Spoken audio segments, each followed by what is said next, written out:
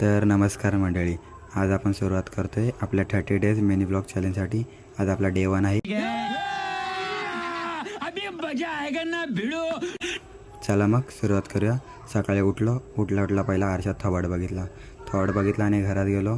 बघतो तर अण्णा काम करतायत। बोललो करा तुम्हीच, मी तर काही करणार नाही। परत साईडच्या रूमला आलो।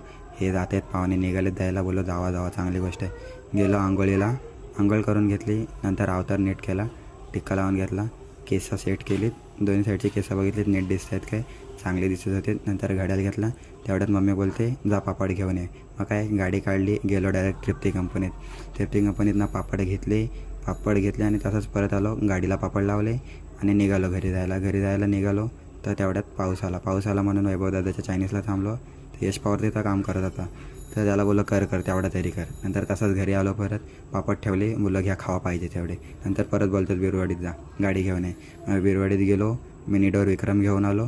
नंतर जायचं होते ते सगळे मला बाय करतात। मी बोललो चालते पडायलाही राहिलो।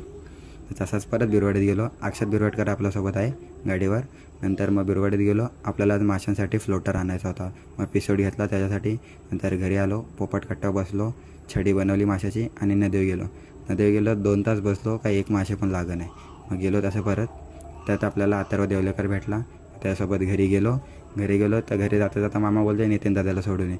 परत आलो गाडी घेऊन। मग नितीन दादाला खरवलीत सोडली, खरवलीतनं परत आलो, गाडी डबल स्टँडवर लावली।